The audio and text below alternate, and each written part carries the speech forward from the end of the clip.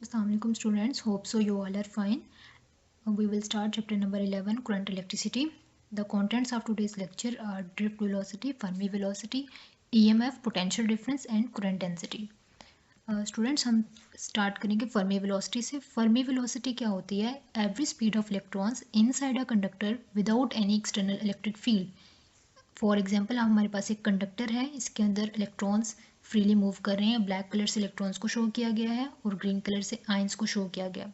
Conductor है, उसके अंदर एटम्स हैं. जब एटम्स इलेक्ट्रॉन्स को रिलीज करेंगे तो वो कैटायंस बन जाते हैं. अब इलेक्ट्रॉन्स यहाँ पर रेंडमली मूव कर रहे हैं. यहाँ पे हमने किसी किस्म का कोई इलेक्ट्रिक फील्ड का एक्सटर्नल सोर्स अप्लाई नहीं किया. इलेक्ट्रॉन्स की रैंडम मोशन है, कुछ अपवर्ड मूव कर रहे हैं, कुछ डाउनवर्ड मूव कर रहे हैं, कुछ लेफ्टवर्ड एंड राइटवर्ड. जब रैंडम मोशन की वजह से एक दूसरे के इफेक्ट को कैंसिल आउट कर देंगे. जब एक दूसरे के इफेक्ट को कैंसिल आउट कर दिया तो कोई net amount of current produce नहीं हुआ. That is Fermi velocity. Its value is around about 10⁶ metre पर second. It depends upon temperature and motion of electron is random. Now comes to the next concept, drift velocity. Drift velocity क्या होती है? Drift velocity, इसका जो simple words में हम कह सकते हैं कि इलेक्ट्रॉन अपने पाथ से डाइवर्ट हो गया, जो डिफ्लेक्ट हो गया अपने पाथ से. अब एक यहाँ पे कंडक्टर है, इसके अंदर इलेक्ट्रॉन्स थे, इसमें आयंस थे. इसको हमने कनेक्ट कर दिया एक सोर्स ऑफ ईएमएफ के साथ, किसी बैटरी के साथ या सेल के साथ कनेक्ट कर दिया. इसके एक साइड पे पॉजिटिव पोटेंशियल डेवलप हो गया और दूसरी साइड पे नेगेटिव पोटेंशियल डेवलप हो गया. हमें पता है कि इलेक्ट्रिक फील्ड की जो डायरेक्शन होती है वो पॉजिटिव से नेगेटिव की तरफ होती है. इलेक्ट्रॉन के ऊपर होता है नेगेटिव चार्ज और इलेक्ट्रॉन मूव करेगा towards the positive terminal of the battery. Electron low potential से हाई पोटेंशियल की तरफ मूव करेगा. इलेक्ट्रॉन की जो मोशन है वो इलेक्ट्रिक फील्ड के ऑपोजिट है. अब इलेक्ट्रॉन मूव करना चाह रहा था अपवर्ड, लेकिन ड्रिफ्ट वेलोसिटी जो उसकी हमने उसको एक्सटर्नली एक प्रोवाइड कर दी ईएमएफ, उसकी वजह से वो एक पर्टिकुलर पाथ में मूव करेगा. अब इलेक्ट्रॉन्स के पाथ में आयंस आ रहे हैं और इलेक्ट्रॉन्स जो है वो अब दूसरे इलेक्ट्रॉन्स के साथ कोलाइड कर सकता है या फिर आयंस के साथ कोलाइड कर सकता है. कोलिजन्स की वजह से जो इसकी स्पीड है वो रिड्यूस हो जाएगी और रिड्यूस होकर इसकी जो स्पीड हो जाती है वो 10⁻⁴ मीटर पर सेकेंड हो जाती है. Condition. Now we will discuss about conditions for current flow. As we know that current flows when there are free electrons. अगर फ्री इलेक्ट्रॉन्स किसी कंडक्टर के अंदर प्रेजेंट हैं तो इलेक्ट्रिक फील्ड अगर हम उसके ऊपर अप्लाई करेंगे तब ही करंट फ्लो करेगा. अगर इलेक्ट्रिक फील्ड प्रोवाइड नहीं कर रहे, उनको एक वेल ऑर्गेनाइज्ड एक अलाइनमेंट, एक पाथ प्रॉपर नहीं मिल रहा तो करंट फ्लो नहीं करेगा जब तक उसको एक प्रॉपर पाथ नहीं मिलता. अदरवाइज इलेक्ट्रॉन्स अगर मूव कर रहे हैं, रैंडमली मूव कर रहे हैं, एक दूसरे के इफेक्ट को कैंसिल आउट भी कर सकते हैं. जब हम उसको एक बैटरी के साथ कनेक्ट कर देते हैं, उसको एक प्रॉपर पाथ मिल जाता है फ्लो के लिए, तब करंट फ्लो करेगा. Next is drifting behaviour of charge. We know that current is the dynamic state of charge. जब चार्ज मूव करेगा तभी करंट प्रोड्यूस होगा. अब ऐसा नहीं है कि इलेक्ट्रॉन्स एक टर्मिनल से दूसरी टर्मिनल की तरफ स्ट्रेट फॉरवर्ड मूव कर रहे हैं, जैसे कि व्हीकल्स मूव कर रहे हैं रोड के ऊपर. Parallel to the conductor electrons move नहीं कर रहे.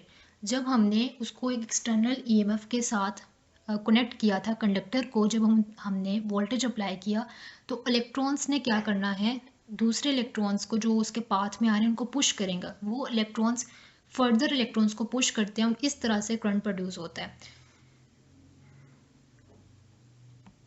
Next is EMF. जो एक्सटर्नल इलेक्ट्रिक फील्ड का जो सोर्स है that is basically EMF, electromotive force. It can be a battery और कैन बी सेल. ये एक सोर्स है जो इलेक्ट्रॉन्स को ड्रिफ्ट करवाता है लो पोटेंशियल से हाई पोटेंशियल की तरफ. This effect is caused by EMF. EMF is basically energy supplied per unit charge to convert other form of energy into electrical energy. अब जो बैटरी थी उसके अंदर केमिकल एनर्जी स्टोर थी. अब वो केमिकल एक्शन होगा, केमिकल एनर्जी जो स्टोर थी वो कन्वर्ट होगी इलेक्ट्रिकल एनर्जी में. इलेक्ट्रिकल एनर्जी वो गेन करेंगे इलेक्ट्रॉन्स और मूव करेंगे लो पोटेंशियल से हाई पोटेंशियल की तरफ.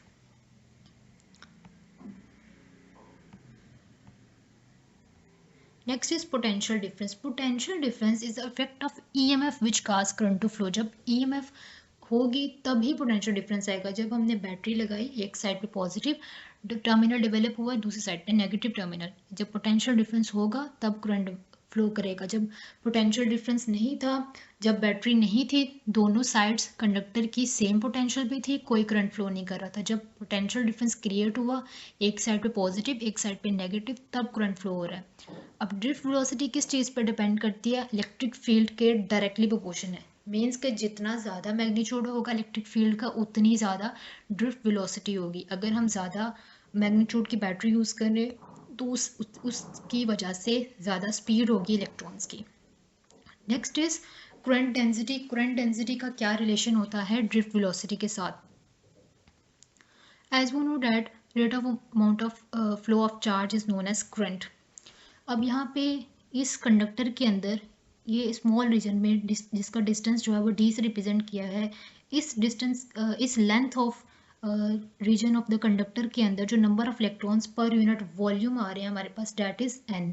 और Q amount of charge, total जो चार्ज इस लेंथ ऑफ कंडक्टर के अंदर आ रहा है, that is NE, and AD represent कर रहा है वॉल्यूम को।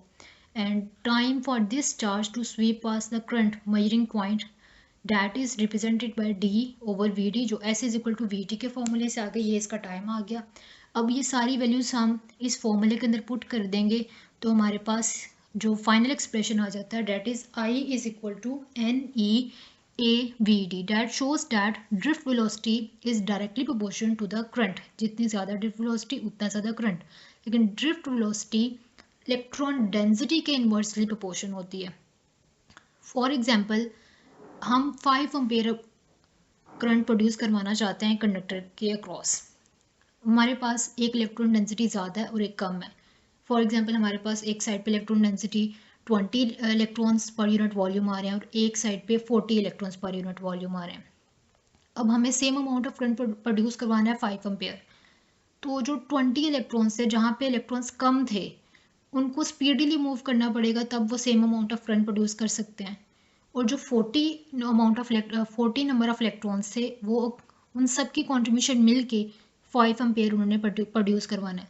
तो अगर उनकी स्पीड कम भी होगी तो वो 5 एम्पेयर करंट प्रोड्यूस करवा सकते हैं। तो जितनी करंट इलेक्ट्रॉन डेंसिटी कम होगी, ड्रिफ्ट वेलोसिटी उतनी ज़्यादा होगी। That shows the relation between drift velocity and electron density is inversely related. Next एक टर्म आ जाती है mobility. Mobility is the measure of how fast a charge carrier moves per unit electric field. Per unit electric field एक charge carrier कितनी speed के साथ move करता है, ये उसकी मोबिलिटी को शो करता है। इसको हम सिंबल से शो करते हैं। Mu is equal to VD over E electric field को शो कर रहा है, ड्रिफ्ट वेलोसिटी को VD शो कर रहा है। तो इसके हमारे पास जो यूनिट्स बनते हैं, that is metre square per unit volume per second. That's all about today's lecture. Hope so you got it.